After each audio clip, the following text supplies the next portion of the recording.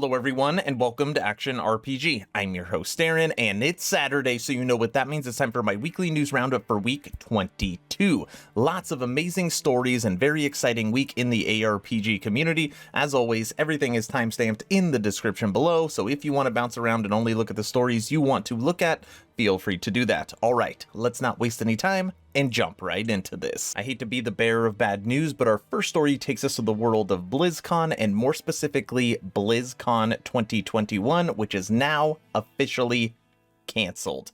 Global event planned for early part of next year. Listen to this.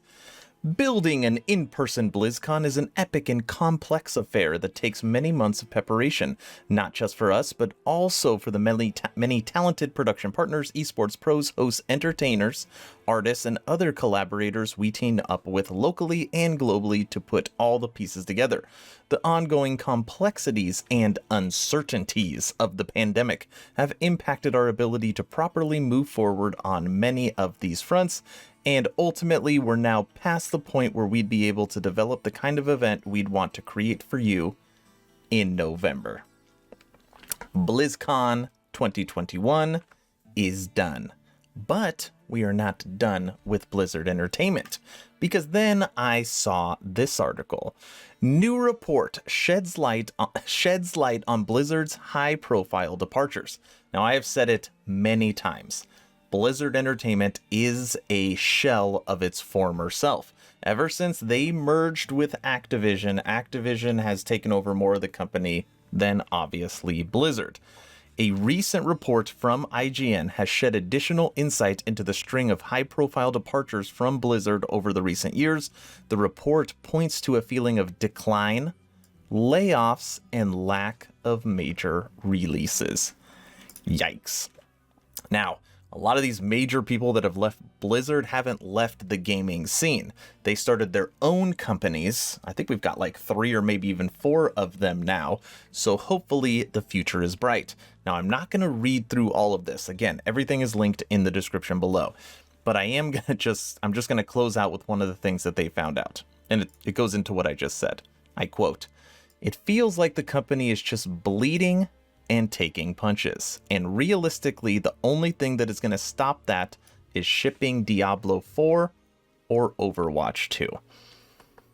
Whoever wrote that, again, I hate to be the bearer of bad news, but D4 and Overwatch 2 is not going to fix that.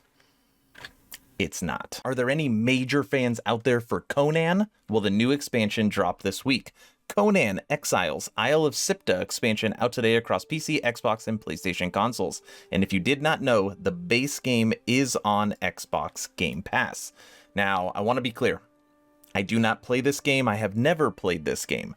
The reason why I decided to put it in my weekly news roundup is because I have a friend. I have a friend that swears by this game and always asks me to play. And I don't think I'm going to do it, but this is a shout out to you. I hope you appreciate it because I know you are watching, and honestly, the trailer looks pretty darn good. Everybody out there, enjoy the 4K trailer for Conan Exiles, Isle of Siptah.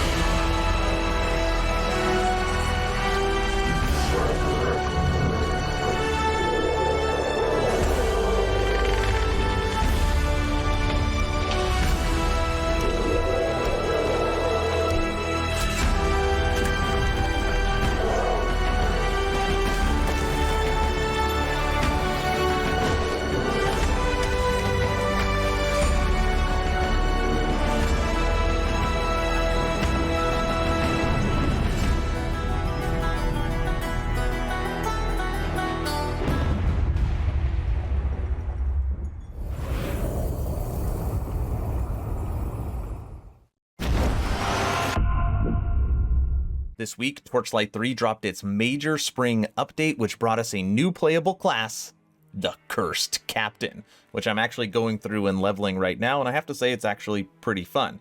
It's Torchlight's version of a full summoning class. And everybody knows how much I love the necromancers. So that video is coming breaking down the class as far as in-game. Yesterday, I made a Torchlight video breaking down everything about the update, the state of the game, and the developer, and I will link that at the end of this video if you want to check it out. But ultimately, this is what we got with this update. We got a new playable class, the Cursed Captain. Also, you got a new pet system, a new fur and fashion contract, improvements to the UI, more pet slots, and 4 new species of companions. And right now the game is 50% off, but obviously the big selling point is an entirely new class to play, and I've played every single class in this game, and I have to say so far, the Cursed Captain is actually fun, but I'm still very low level, so more to come in the future. Moving over to the world of Hood, Outlaws, and Legends, the developers dropped their vlog 1, talking about the state of the game, what they are doing in the future, and any bugs or little things that are driving people nuts. Now, I was considered playing this entire vlog in this video, but it is literally 8 minutes long. And I don't want to bore you to death, but if you do plan on playing Hood, thinking about playing Hood, or are currently playing Hood, I highly recommend you go and watch this. They literally break down statistics of which classes are winning, talked about current strategy and how they're trying to get away from people just waiting till the end and then stealing the treasure. They talk about a new game mode. They talk about a new class. There is really a lot of information in this vlog. Check it out in the description below. We have now come to the most exciting news of the week. Last Epoch drops 0.8.2, brings updates to Endgame and the Monolith of Fate. Now, I have legitimately made 6 videos already this week on this update. Lots and lots of videos. I highly recommend you go to my homepage, and if you want to see anything Last Epoch about this update, you will likely find it there, including my favorite build guide already ready to go. But if you want to hear a tidbit about this update here on the weekly news roundup, you have a new boss fight.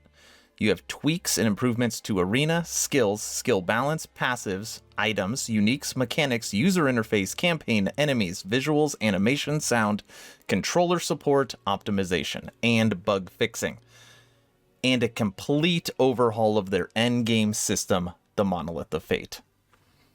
This is my #1 recommendation when it comes to ARPGs. The only thing right now that it is truly lacking is multiplayer, but multiplayer is on the horizon. They say for sure it is coming on the 0.9 update, and it will be this year.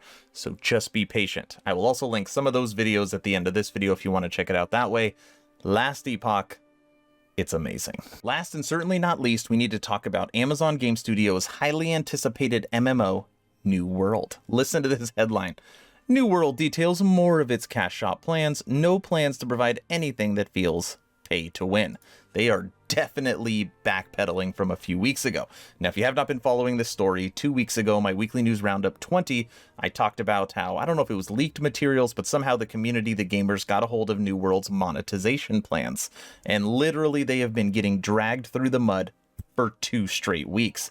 Even the developers from Ashes of the Singularity got in on it. It was basically one big joke. And what everybody was saying is that this is one of the largest, most profitable companies in the world.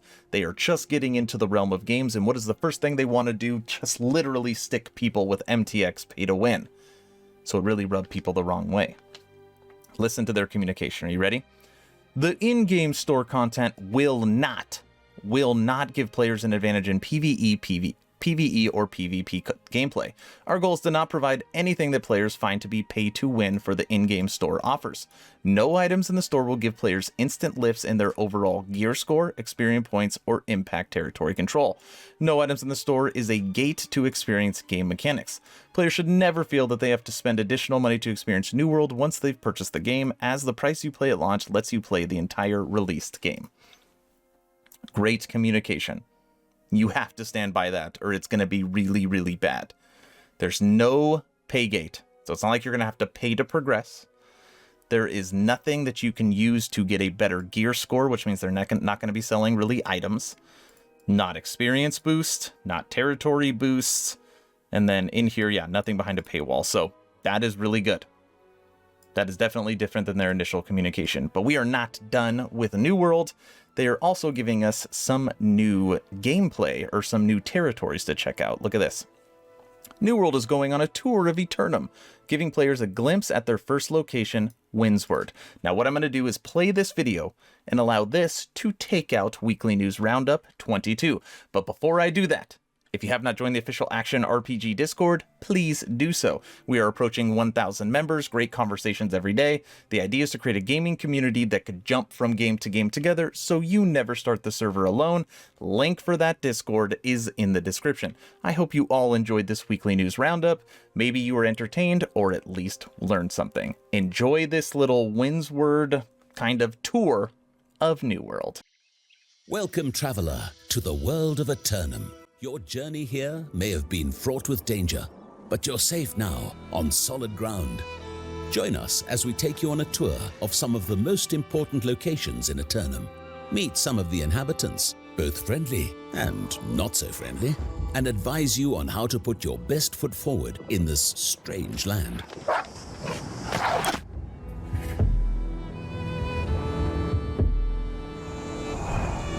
Towards the south of Eternum lies Windsward, a lush grassland filled to the brim with natural resources.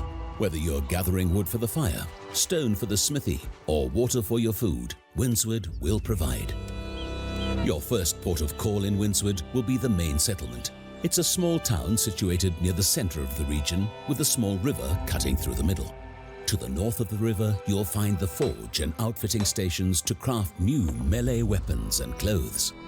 Make sure to check in with Magistrate Kurapati while you're there.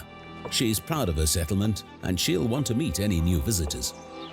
If you need a place to rest your head, make sure to check into the Southern Breeze, Windsward's inn to the south of the town. Innkeeper Suen is happy to take in all travelers.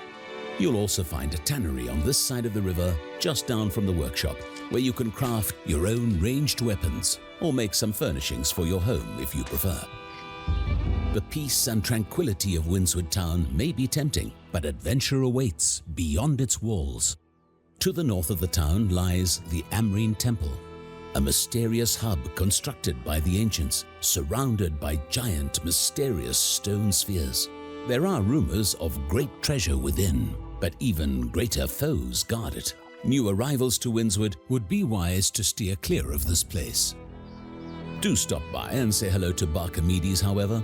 The poor hound seems a mite lonely and would surely benefit from some quality time with a kind traveler.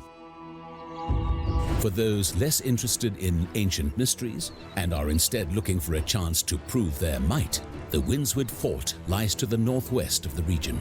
Here is where you will engage in all-out war for Windsward as rival factions battle for control of the land. Those defending the fort will find the main gate heavily fortified with enormous repeater and ballista turrets to cut down your enemies. Be aware of the rear of the fort, however. There are fewer turrets to defend with and several small entryways for aggressors to slip through, so make sure your allies are keeping their eyes on all corners. And watch out for invading forces approaching from the nearby Octan's monolith, as it could spell death to defenders.